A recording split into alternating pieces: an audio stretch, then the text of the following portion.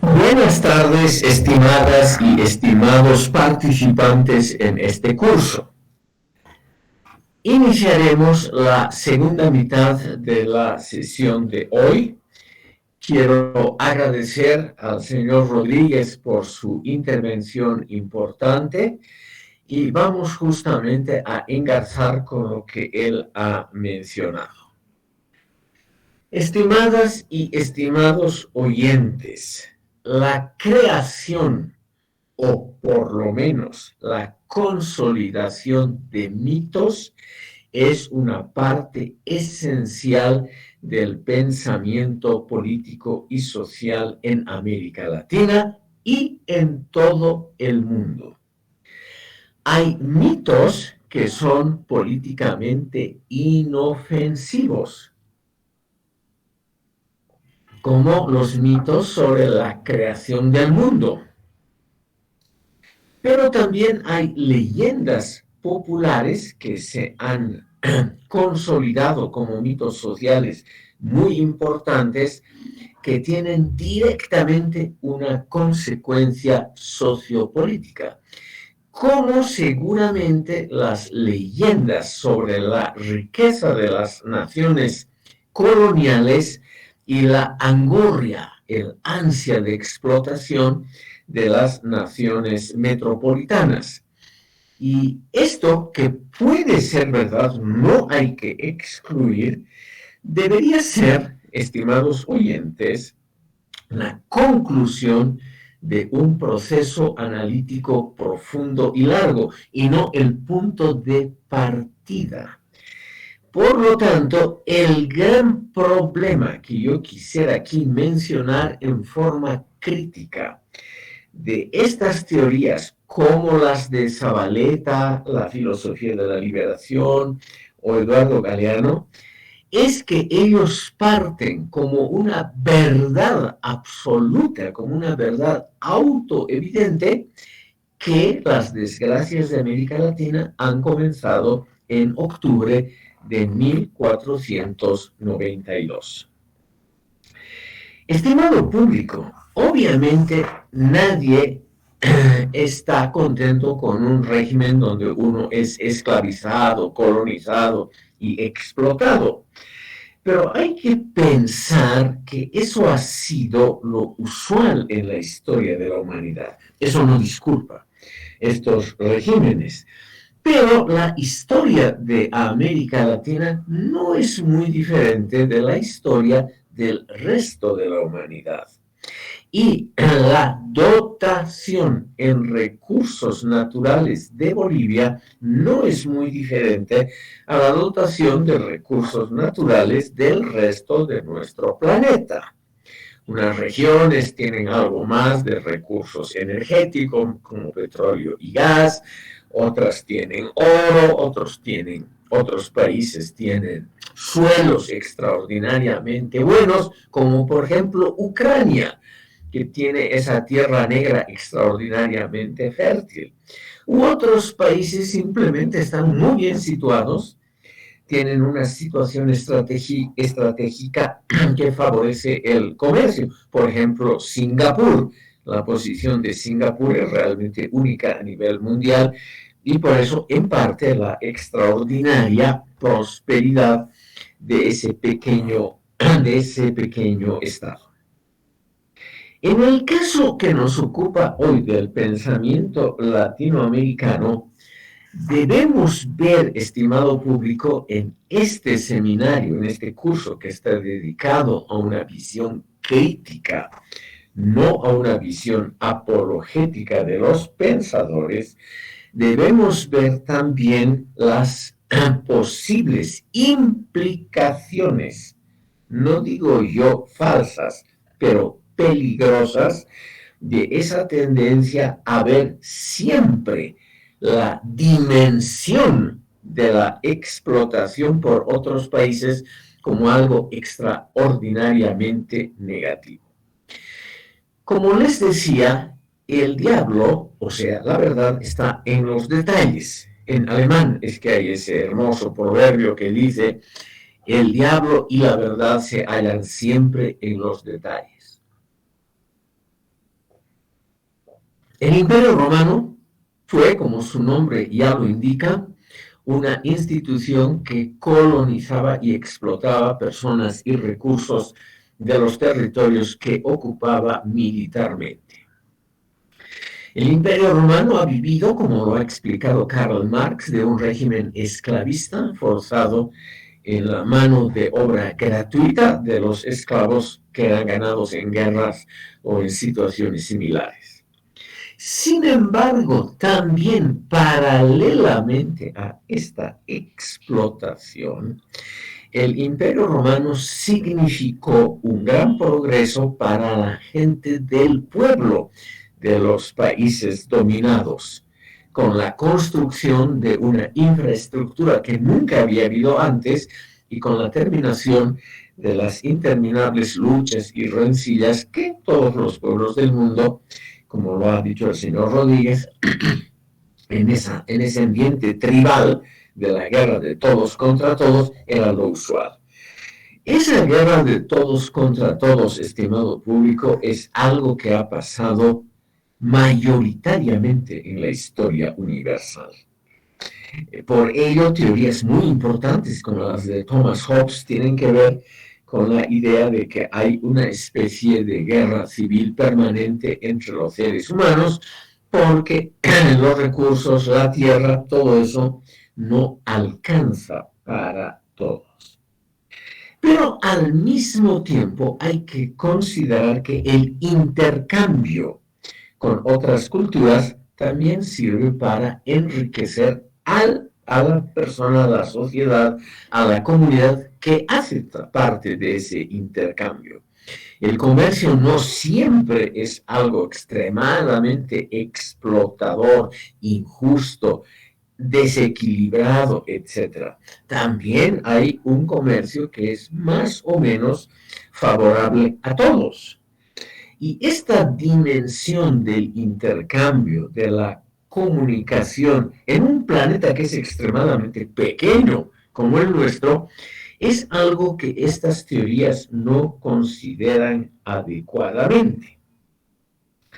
La riqueza, por ejemplo, considerada de una mina, es un tesoro que hay que guardar y en todo caso venderlo a buen precio y vivir de eso, y luego durante muchísimo tiempo no hacer nada. Esa idea de que la actividad económica es como una mina, esa es una idea muy expandida, por ejemplo, en Bolivia, Perú, en algunos países africanos y asiáticos. Pero no por ello es una verdad sociológica o filosófica. No por ello es algo realmente que podemos considerar como absolutamente verídico. Porque la explotación de una mina también trae consigo elementos muy negativos para una sociedad. La explotación de una mina generalmente no considera problemas ecológicos, problemas de la destrucción del medio ambiente, que no aparecen en ninguna parte de la obra de René Zabaleta Mercado, de Eduardo Galeano, de Jorge Abelardo Ramos o de otros pensadores similares. Quisiera mencionar también aquí, estimado público, la obra de la obra de Jorge Abelardo Ramos, porque él ha sido uno de los inspiradores de, de las teorías que luego están asociadas con el nombre de René Zabaleta Mercado. Por eso permítanme ustedes unas palabras sobre estos pensadores. Aquí en la pizarra del chat he escrito el nombre. Se trata de un trotskista argentino partidario de algo que ahora está muy, muy en boga. Y esa es la unión entre un elemento socialista y otro nacionalista. En la teoría original de Marx, del marxismo, estimado público, no hay lugar para nacionalismos. Marx mismo es una de las mejores representaciones de una actitud que no es nacionalista, que no alaba innecesariamente a los pueblos por ser solamente la cualidad de un pueblo, por ejemplo, el tener recursos naturales, y al mismo tiempo Marx creía en las bondades de la comunicación y del intercambio con otras culturas. En cambio aquí, con Jorge Abelardo Ramos, se inicia una tendencia nacionalista con ribetes socialistas. Y esa tendencia podríamos decir que hasta hoy es muy, muy importante, no solo en el pensamiento social, sino en la actividad política de América Latina. Esa conjunción entre nacionalismo y socialismo. Fernando Molina nos dice en su biografía sobre Zabaleta Mercado que esa conjunción es lo más usual en América Latina y que es el punto de partida en el fondo de la teoría de René Zabaleta Mercado. Quiero, estimado público, citar unas palabras de Fernando Molina en su obra René Zabaleta, la etapa nacionalista, que es una biografía intelectual de este notable personaje. Cito: dos poderosas corrientes antiliberales atraviesan y moldean la historia de Bolivia, el nacionalismo y el marxismo. En ambas no hay nadie más destacado e influyente que René Zabaleta. Hasta hoy la izquierda boliviana se divide según el hincapié que hace en los aspectos nacionalistas o, al contrario, en los marxistas de su ideología. Y ambas fracciones se inspiran en Zabaleta, solo que tomando cada una un elemento diferente de su producción intelectual, cuidándolo de maneras también distintas. Pocos dudarán de calificarlo como el pensador más importante de la izquierda boliviana, por delante de autores de la talla de Carlos Montenegro, Sergio Almaraz, Marcelo Quiroga o Guillermo Lora.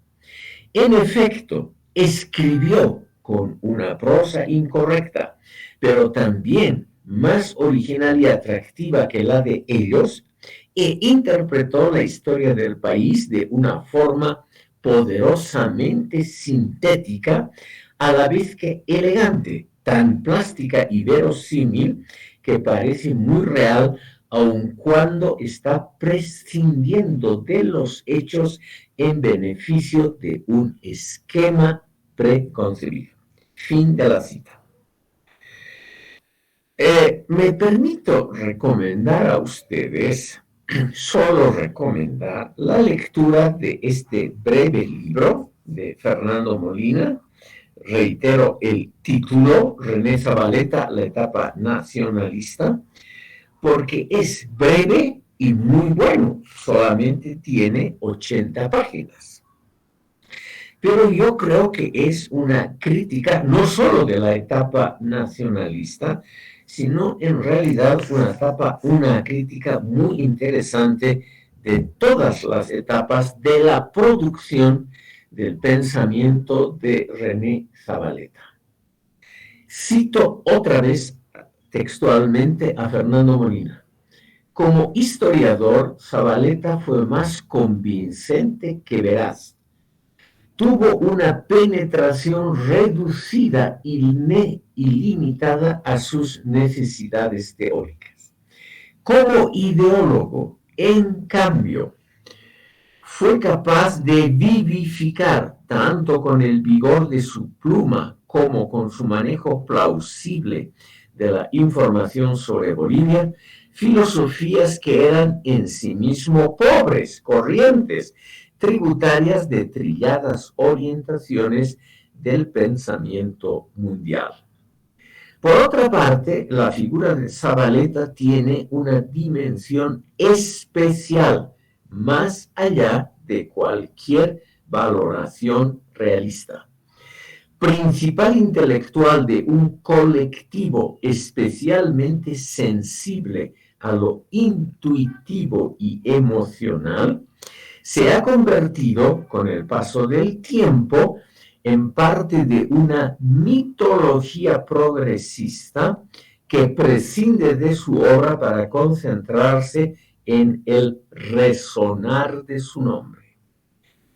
Así se rebaja su contribución, que está entre las más expresivas e interesantes de una forma de ver los acontecimientos y el destino histórico de Bolivia, la perspectiva antiliberal, que tiene una enorme importancia en la historia de las ideas bolivianas y es clave para explicar la forma en la que el país ha llegado hasta nuestros días. Fin de la cita. Como les decía, es del breve libro René Zabaleta, La etapa nacionalista, que fue publicado por la editorial Gente Común en 2011. Y creo yo que es la mejor introducción al pensamiento de René Zabaleta Mercado. ¿Qué nos dice en el fondo Molina con respecto al mito que reproduce René Zabaleta? Nos dice que Zabaleta ha utilizado una producción teórica anterior, que nos dice claramente que no tenía una gran valoración, pero que esa producción anterior, por ejemplo, la de Jorge Abelardo Ramos y de otros marxistas latinoamericanos, ha sido elevada por René Zabaleta a una cualidad teórica muy notable. Pero que con el tiempo, pese a que es una teoría de alto valor, me atrevo a decir, filosófico, también produce una mitología. Él la llama, o sea, el autor Fernando Molina la llama una mitología progresista. Y evidentemente hay en Bolivia una mitología progresista que, sin leer mucho a Zabaleta, es un autor muy difícil, sin leer mucho ha construido una teoría muy popular sobre los recursos humanos, sobre lo nacional popular y muchos otros elementos, por ejemplo, como hay que ver a la Revolución de 1952, tema que ya hemos mencionado. Como dice Molina, una teoría muy atractiva, de forma, cito, poderosamente sintética, plástica y verosímil. De eso, estimado público, no hay duda. Pero, como les decía, eso no pone a la teoría de Zabaleta sobre la crítica y sobre otras teorías que también nos pueden ayudar a comprender el mundo actual. Ese mundo actual, estimado público, y la situación boliviana también deben ser, por lo menos parcialmente, comprendidas con la obra de Guillermo Franco. ¿Por qué vuelvo a Frankovich? Porque el propio Molina, como les dije, lo contrapone a Zabaleta en la percepción colectiva de los recursos naturales. Había entonces en el pensamiento boliviano, y yo me atrevo a decir en toda América Latina, en el fondo en todo el mundo, dos posibilidades de comprensión de esos recursos naturales. Reitero esta temática porque es de importancia crucial. Es una cuestión de realmente de alcance, yo diría, planetario. Se puede ver a los recursos naturales como algo como una riqueza que debe ser aprovechada solo por los propietarios del país, es decir, por los habitantes originales del mismo, y que esa riqueza debe ser aprovechada como un maná que llega del cielo sin mucho esfuerzo y repartida democráticamente entre todos de una vez para mucho tiempo.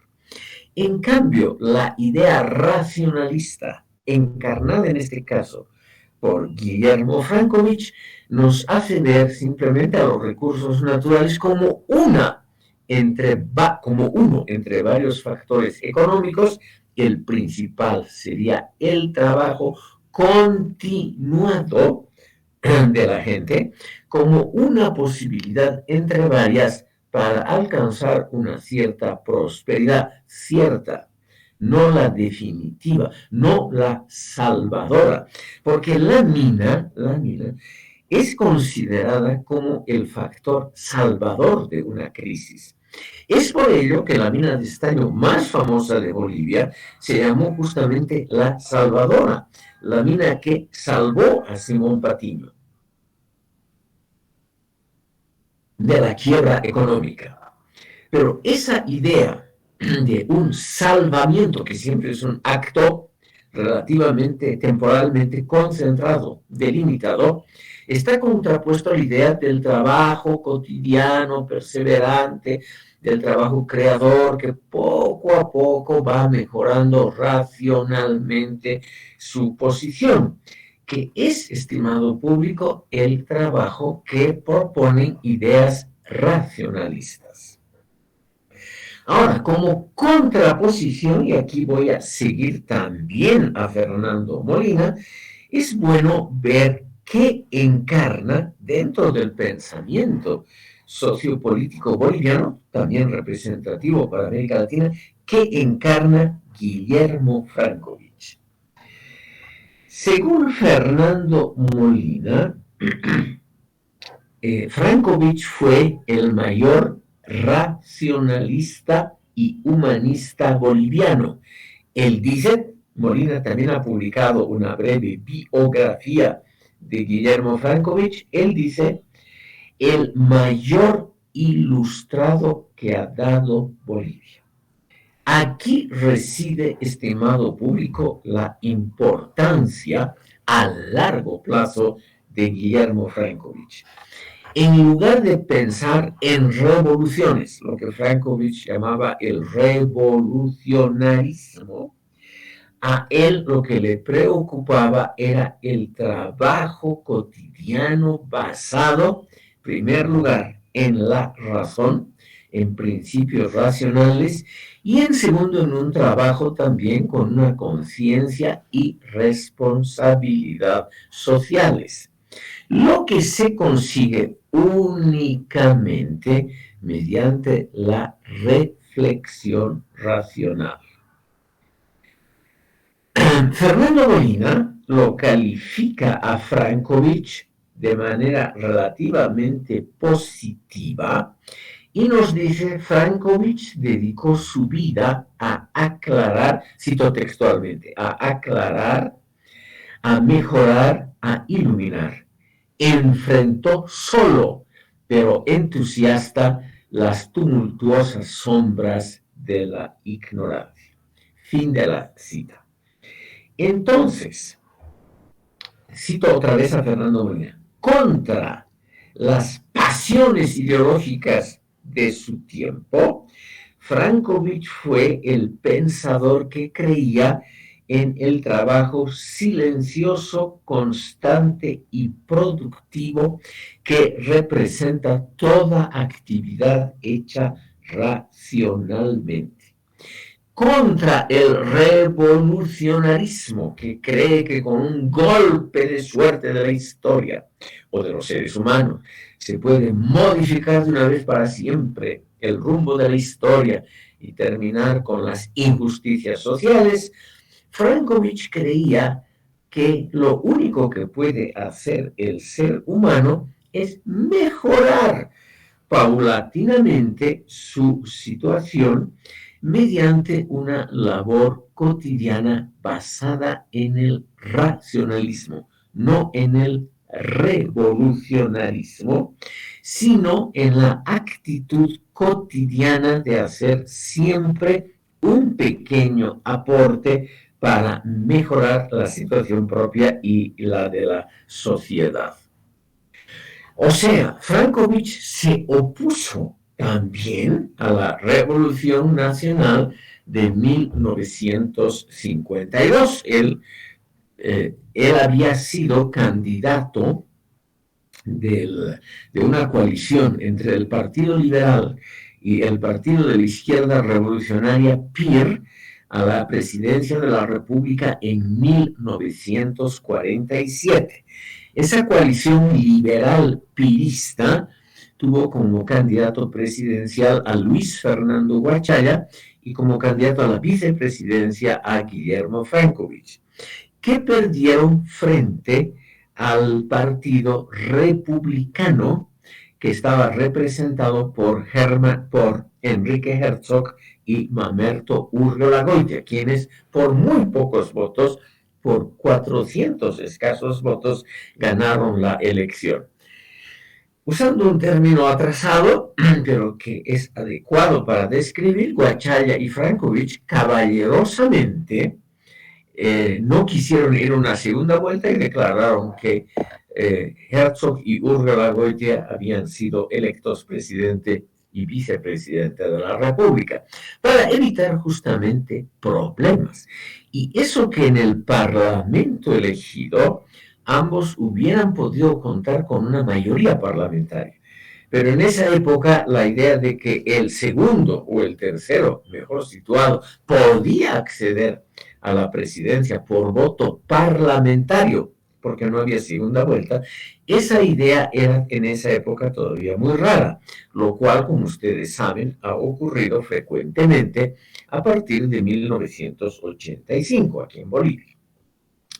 Entonces, estas observaciones de Fernando Molina son interesantes porque nos muestran la contraposición entre un pensamiento, por un lado nacionalista, por el otro socialista, contrapuesto a una corriente paulatina, una corriente de etapas sin saltos revolucionarios, fundada en elementos racionalistas. Se trata evidentemente de una contraposición muy esquemática que probablemente no corresponda a la compleja realidad del mundo y de Bolivia. Pero de todas maneras, para comprender el pensamiento social y político de América Latina, no estaría mal considerar esta posible contraposición, por un lado nacionalismo revolucionario y por el otro lado racionalismo liberal.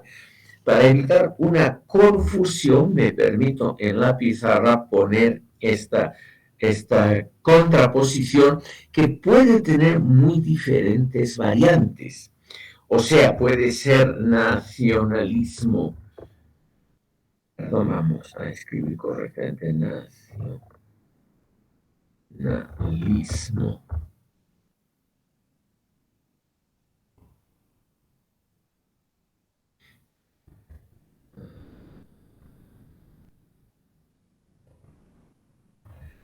Ven ustedes, aquí les pongo en la pizarra del chat la primera de las posibilidades. Y esta es la posibilidad encarnada por el pensamiento de Jorge Abelardo Ramos, René Zabaleta Mercado, Eduardo Galeano y muchos otros, contra el racionalismo con R, racio,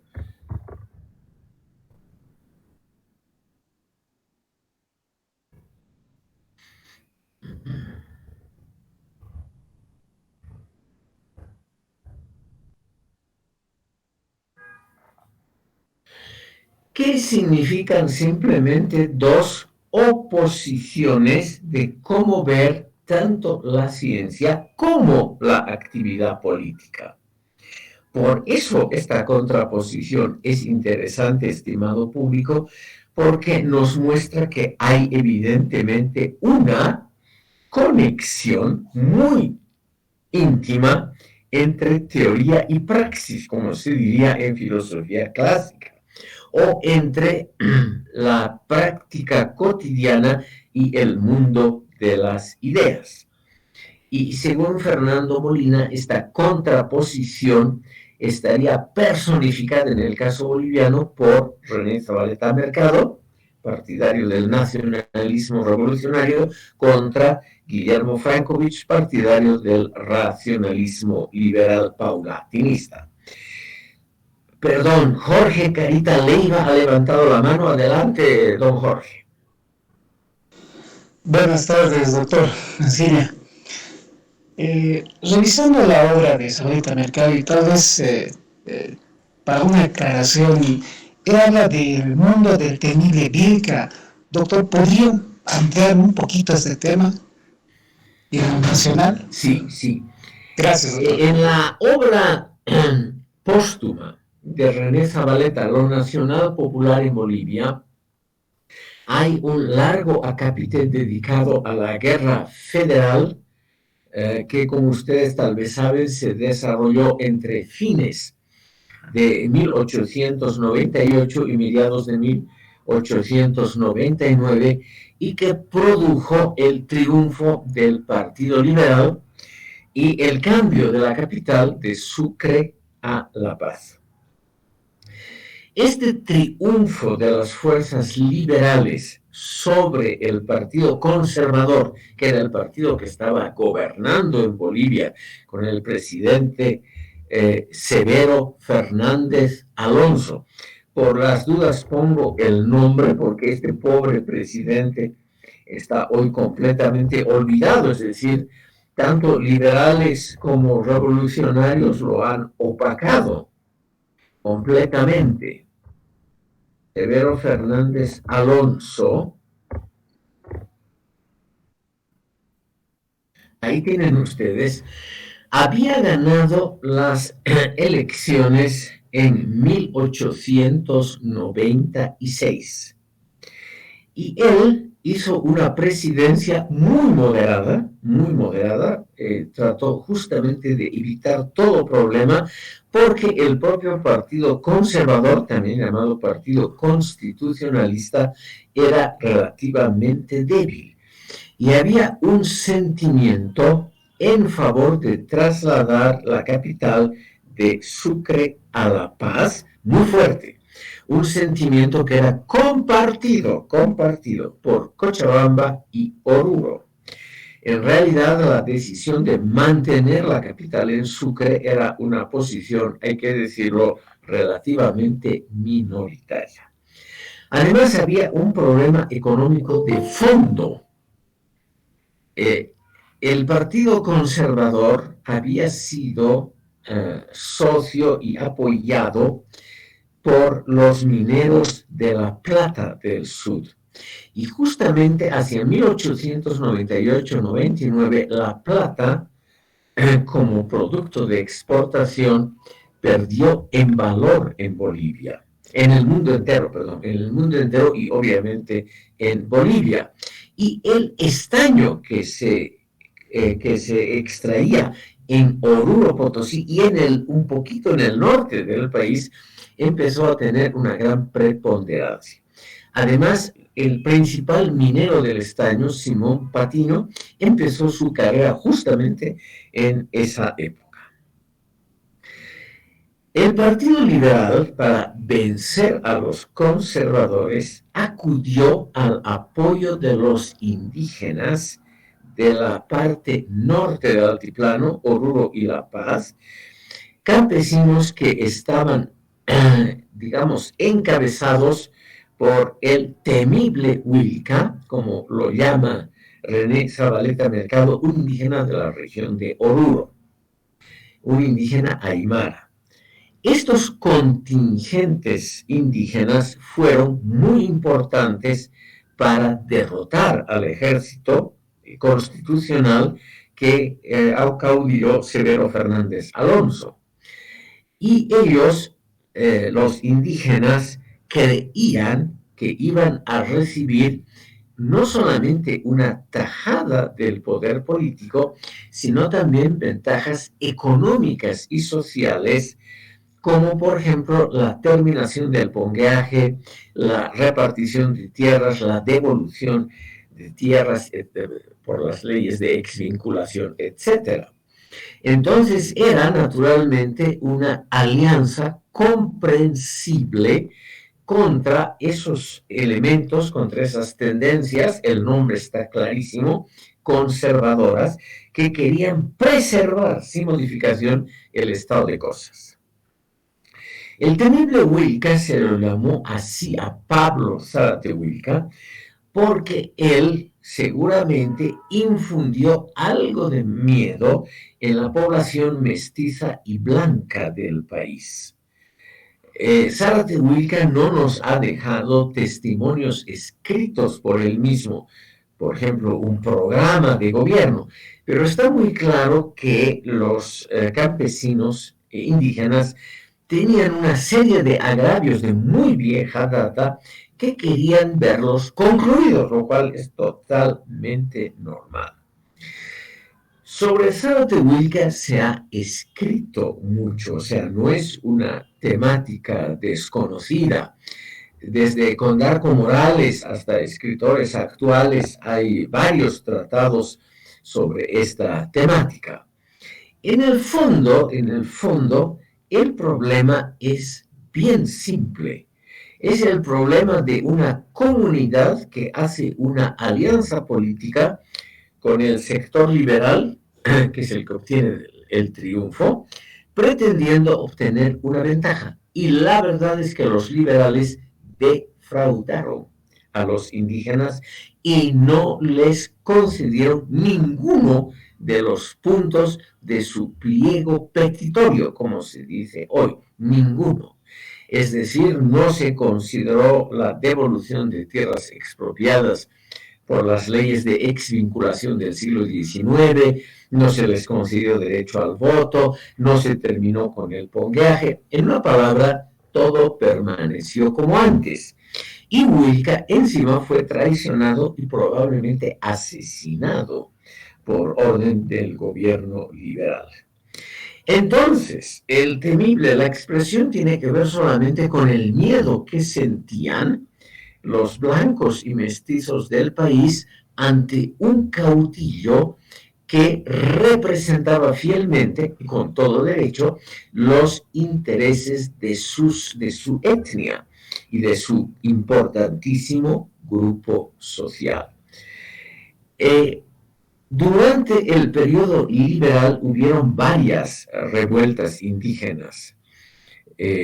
También durante el periodo republicano de Bautista Saavedra hubo la rebelión más grande de los indígenas en 1922 y siguieron estas revueltas durante la Guerra del Chaco y terminaron solamente con la reforma agraria de 1953.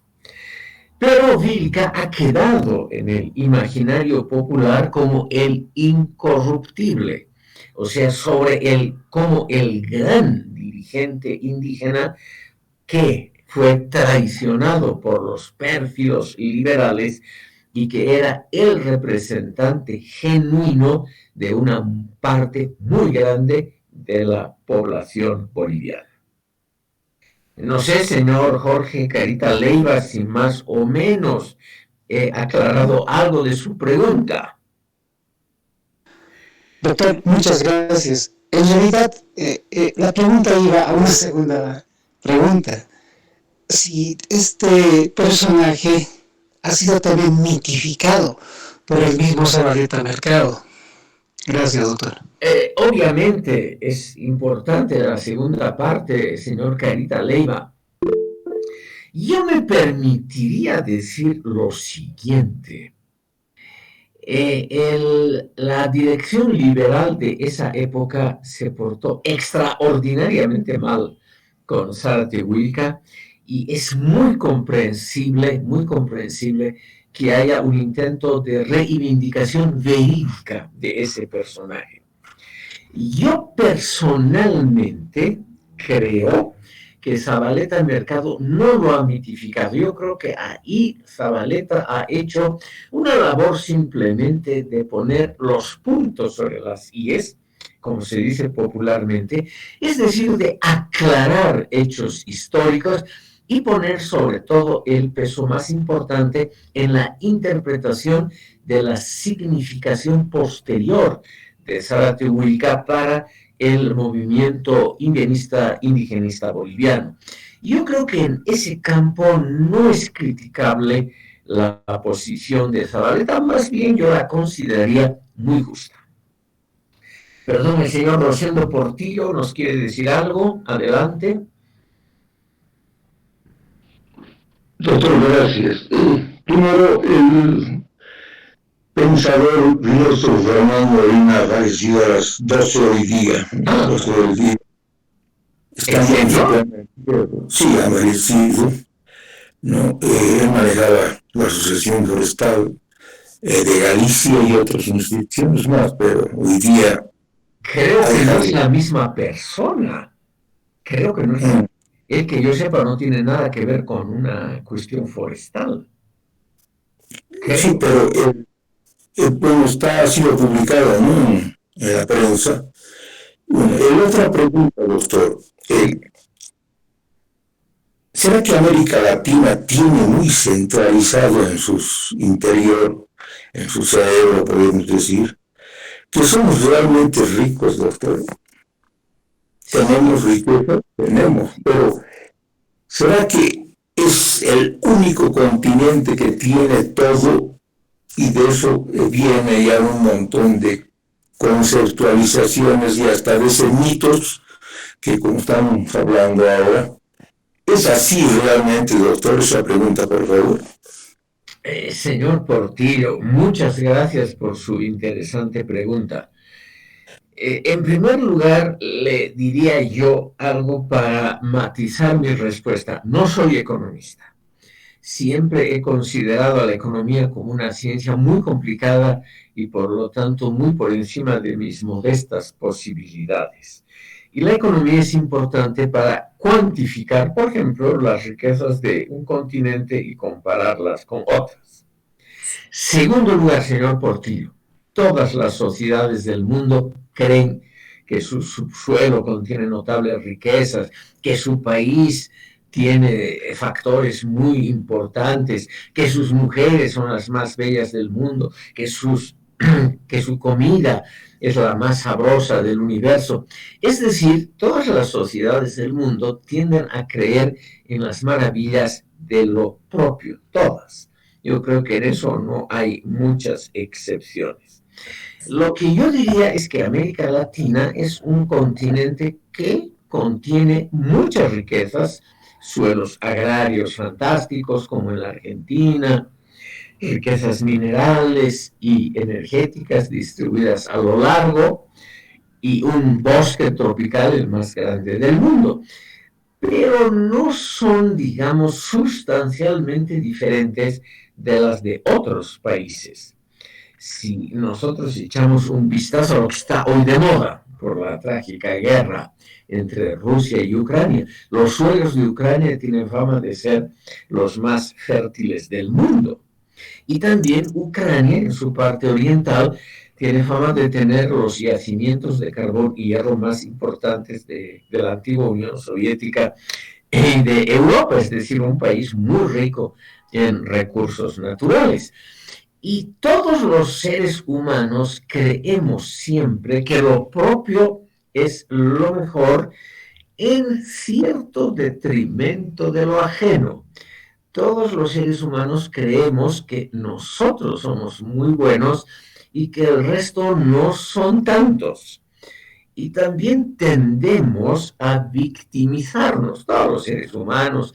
Creemos que el otro es el culpable, que el otro es el malo, el que ataca, el agresivo, y que nosotros somos las víctimas inocentes, etc.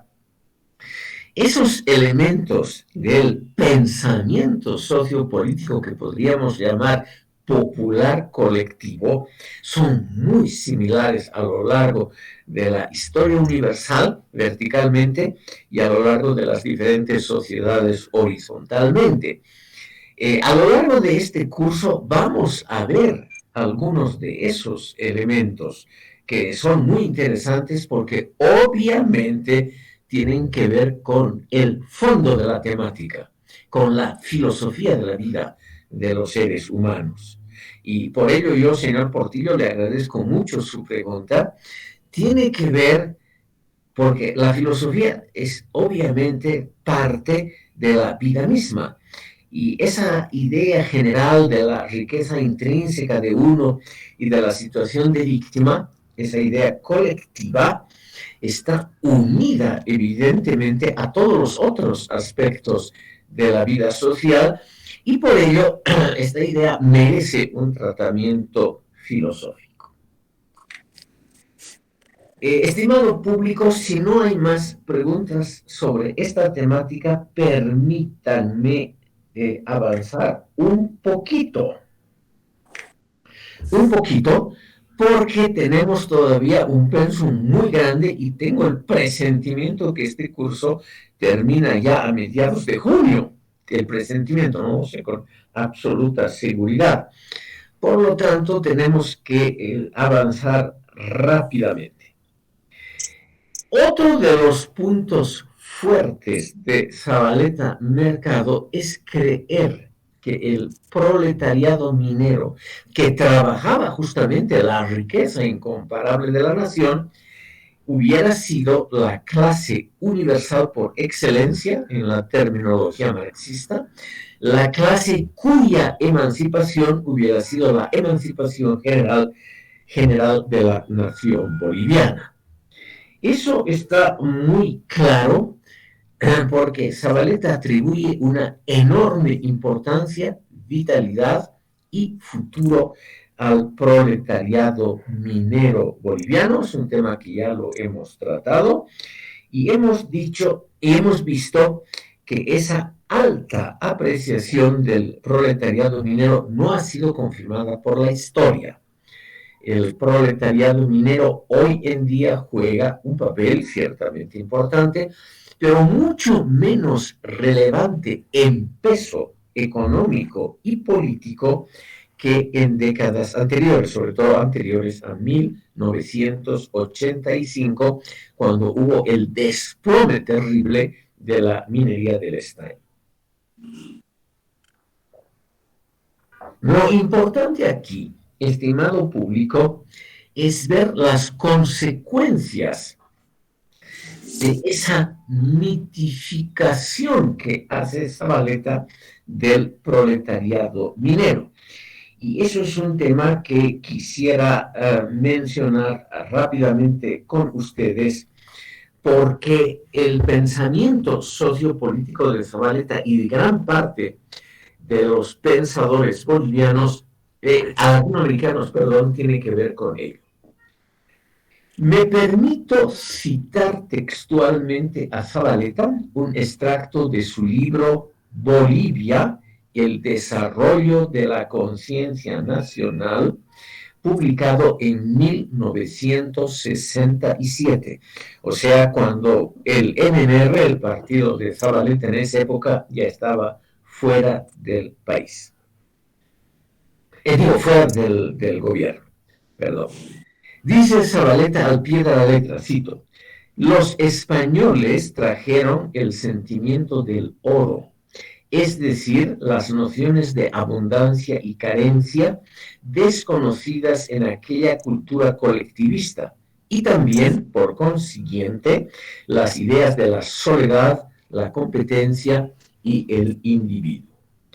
Los que llegaron tarde al reparto del oro se consumieron buscando un tesoro que probablemente no existió.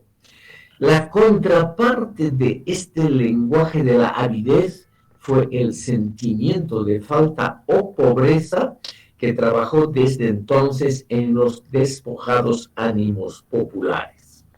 Potosí es una clave para explicar hasta qué punto lo que ahora llamamos Bolivia es un cuerpo histórico interrumpido, invadido, saqueado y distorsionado por los extranjeros. Sin remitirnos siquiera precariamente a este punto, es difícil describir las características del actual nacionalismo boliviano, así como de la historia política de Bolivia en los últimos 30 años. No hay nada en Bolivia que no arranque desde aquel Potosí. Fin de la cita. Aquí, estimado público, vemos sobre todo dos elementos importantes para comprender el pensamiento de Zavaleta. La centralidad que él atribuye, que él confiere a la minería en el caso boliviano. O sea, Bolivia, el Alto Perú, como una derivación de Potosí. Y en segundo lugar, vemos una idea, una concepción que yo llamaría idealizada del pasado prehispánico.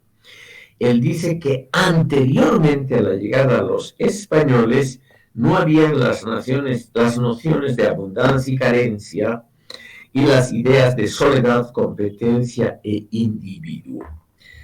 Todo esto, estimado público, es en primer lugar altamente especulativo. Como no tenemos documentos escritos fidedignos provenientes de la cultura, de las culturas prehispánicas, no podemos saber realmente si eran tan colectivistas como nos da a entender Zavaleta, si no conocían la noción de individuo, si no conocían la noción de soledad y competencia, si no conocían las nociones, los valores rectores éticos de abundancia y carencia. Todo esto es simplemente dudoso. El ejemplo más claro, estimado público, es el siguiente.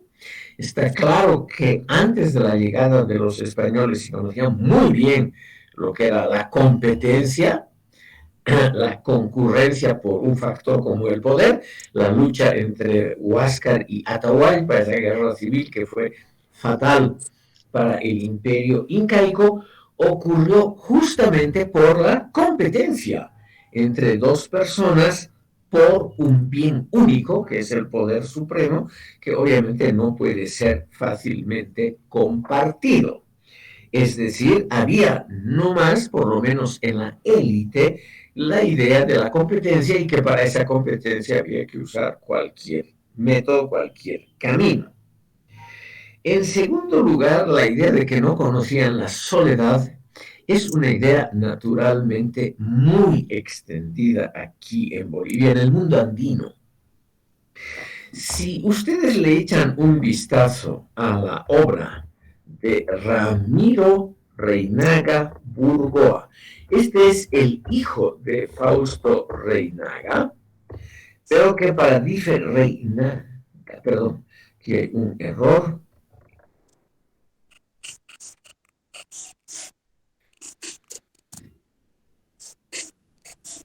Aquí está el nombre. Ramiro Reinaga escribió su apellido con Y, con Y para diferenciarse de su padre Fausto Reinaga. Y él es el que más se ha dedicado a pintar cómo sería esa época prehispánica en el campo cultural político, que es el que nos interesa.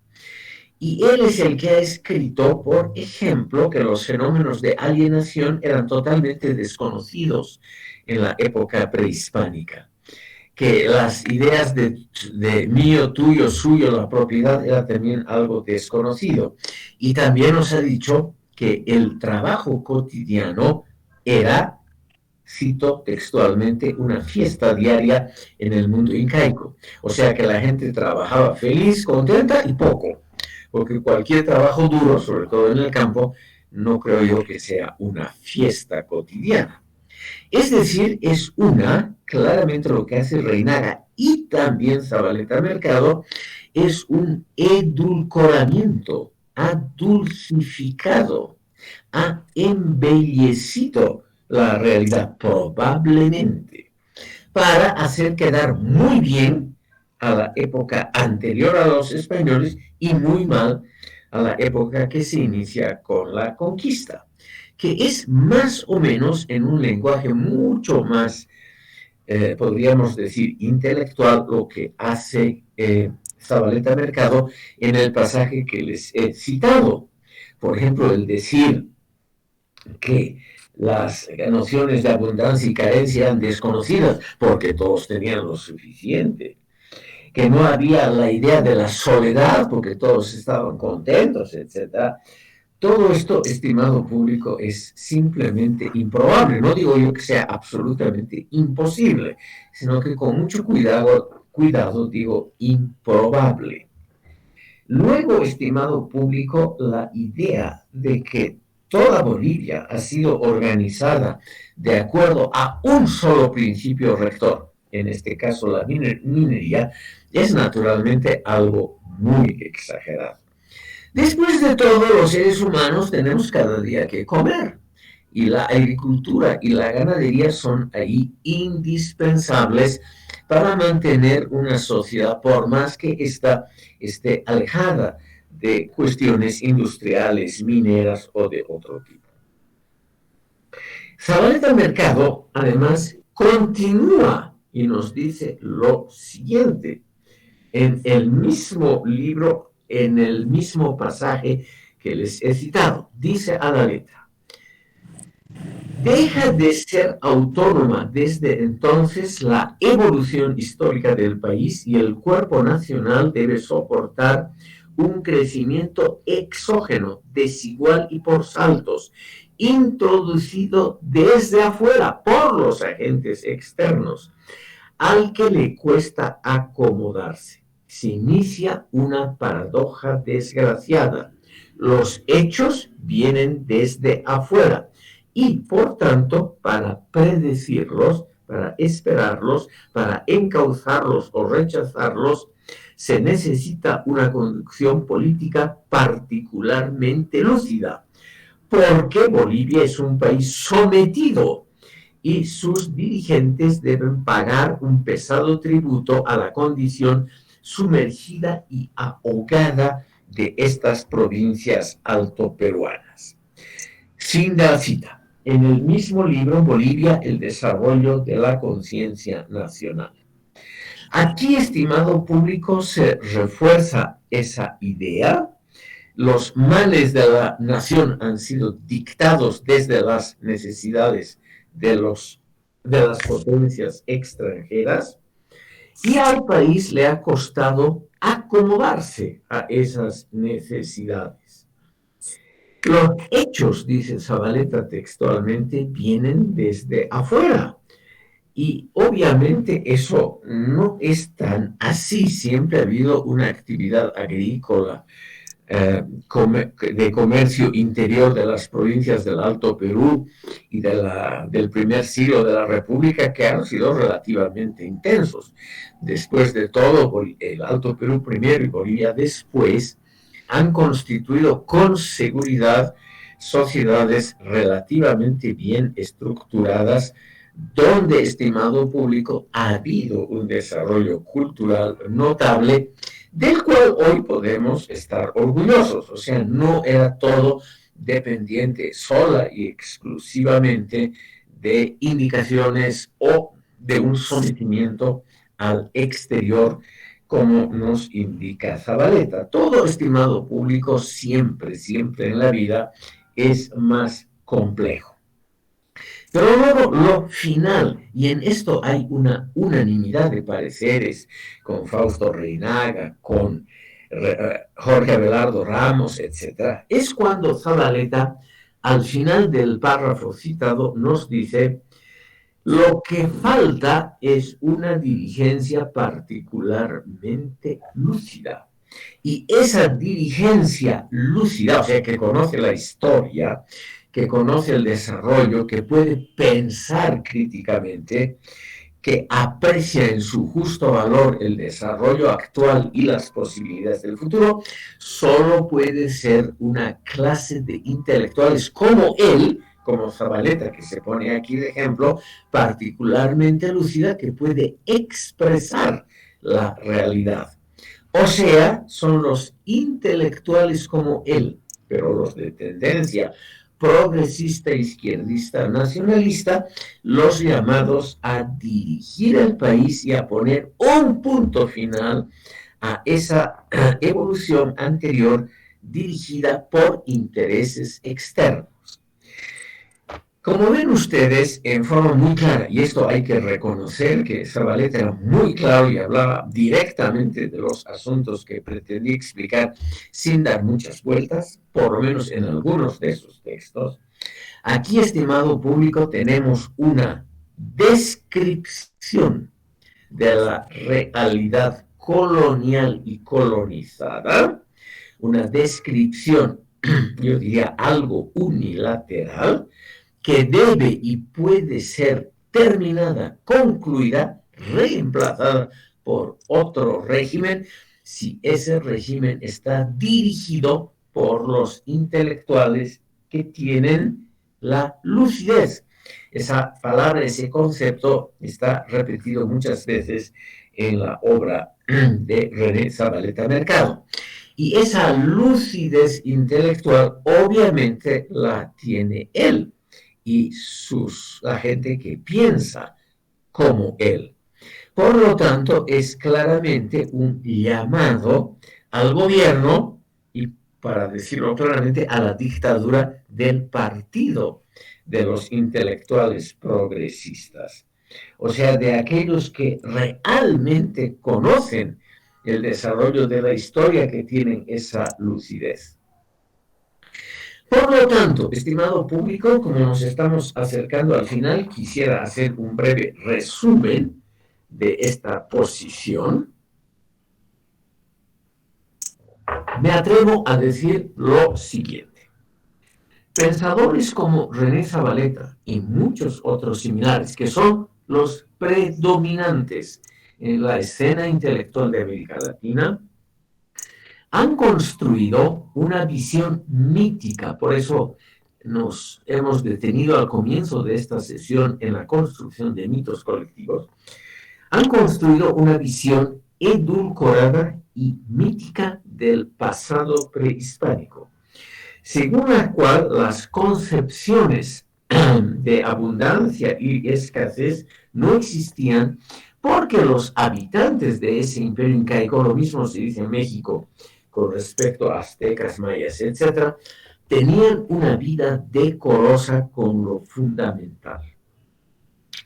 A renglón seguido, estos intelectuales que han construido esta visión mítica del pasado, una visión excepcionalmente negativa de la colonia. Cuando, estimado público, por lo que sabemos de la historia universal, la colonización es algo muy usual en la historia de la humanidad y también aplicado a los países más prósperos actualmente. La creencia de que la colonia es per se algo muy malo es algo que tiene que ver con los sentimientos, con las emociones, pero no tanto con un estudio comparativo de lo que es realmente un régimen colonial. En tercer lugar está la idea de que son los agentes foráneos los que imponen al territorio, por ejemplo, en este caso boliviano, una evolución de saqueo sistemático y permanente, distorsionando un desarrollo que podría haber sido más armonioso y, sobre todo, más adecuado a las necesidades reales de los habitantes. Y cuarto y último punto, estos pensadores creen que una dirigencia política particularmente lúcida, la revolucionaria, por supuesto, podría llevar a una evolución razonable, previendo los hechos que vienen de ese exterior amenazante, y que por lo tanto estos intelectuales particularmente lúcidos podrían conducir la sociedad boliviana hacia un régimen aceptable para todos. Como ven ustedes, aquí se juntan tres elementos que me he permitido unirlos. En primer lugar, una visión mítica, es decir, mitificada, distorsionada del pasado, que da lugar, estimado público, a la creencia de que hoy se vive en un régimen impuesto por las necesidades de los agentes externos. Y tercero y último punto, la idea de que los intelectuales que tienen esa visión lúcida del mundo, porque son los que piensan, los que leen, los que comprenden mejor, que ellos pueden imponer un orden razonable si ellos toman el poder político. Como ustedes ven, hay una vinculación relativamente estrecha entre una visión mítica del pasado que parece la cosa más inofensiva del mundo y la intención de gobernar un país, de tomar el poder. Por ello es, estimado público, que hay que ver que todas estas ideologías de Galeano, Jorge Abelardo Ramos, Hinkelhammer, Dussel, terminando en Zabaleta, no son inofensivas desde el punto de vista del ejercicio del poder.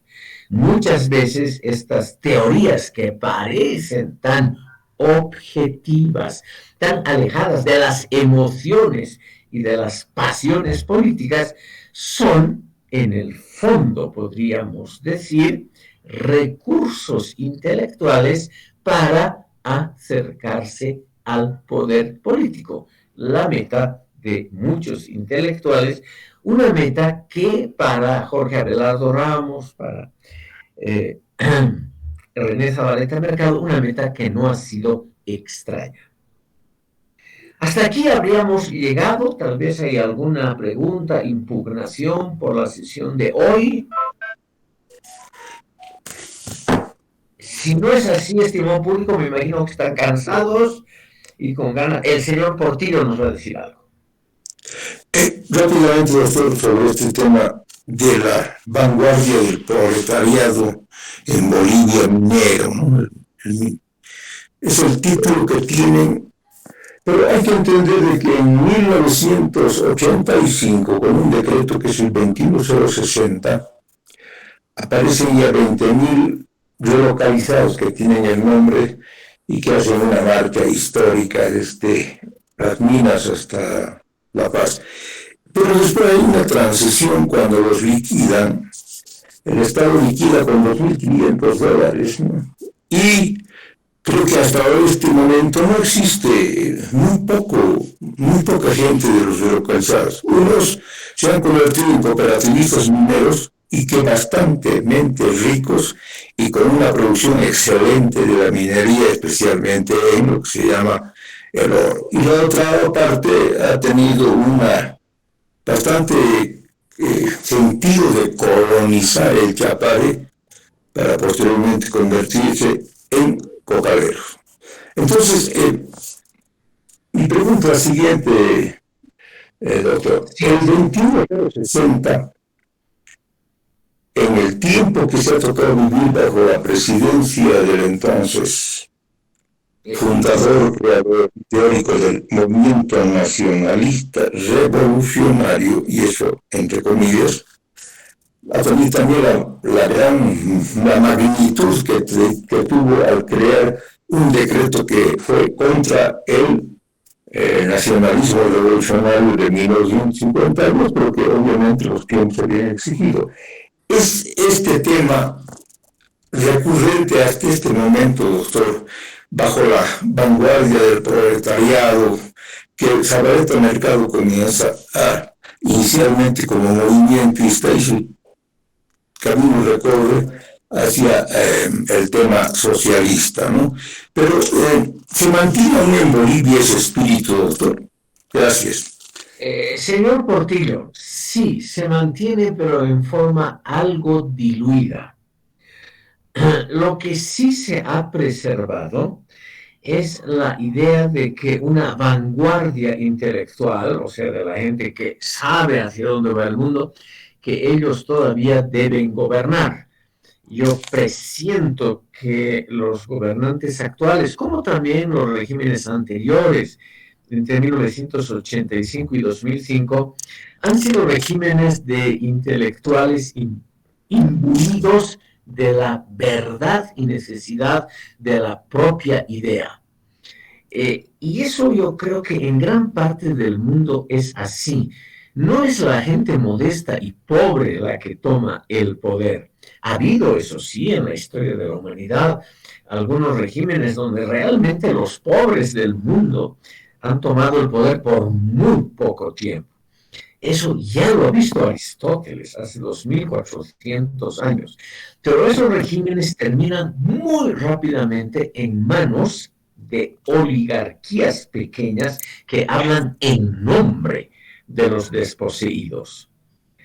Ese tipo de sistema es muy popular bajo Aristóteles, se llamó oclocracia o demagogia, y en ello, según Aristóteles, terminan a menudo esos intentos populares de tomar el poder por las propias manos. Por lo tanto, eso se ha mantenido. Ahora, creo yo que el MNR que usted menciona ha sido un partido que ha sabido representar muy bien los intereses de estos intelectuales. Yo creo que es el partido ideal para aquellos que quieren llegar al poder, pero que se interesan en el fondo muy poco por los detalles de cómo está construida la nación, cuáles son los intereses de los pobres, pero que saben hablar en nombre de estos. Entre 1943 y 46, entre 1952 y 64, y en varias otras oportunidades, la gente del MNR tomó el poder, habló en nombre del pueblo y modificó, como usted ha mencionado, sus propios ideales si las circunstancias del momento lo exigían. Por lo tanto, lo digo claramente, ese oportunismo ha rendido, yo diría, unos resultados muy buenos para los adherentes del MNR. Siempre han estado con la historia, nunca contra ella, a pesar de que han tenido que renunciar a sus ideales de juventud. Conociéndolos personalmente, yo creo que lo han hecho alegremente, sin el más remoto remordimiento. Estimado público, debido a que ustedes, me imagino, tienen alguito de apetito, acercándonos a las 2 de la tarde, terminaremos aquí y vamos a continuar el próximo jueves en el punto en que el señor Portillo ha dejado la discusión, el oportunismo de los intelectuales como hecho importantísimo del pensamiento sociopolítico. Les deseo un buen fin de semana y que se diviertan. Hasta luego.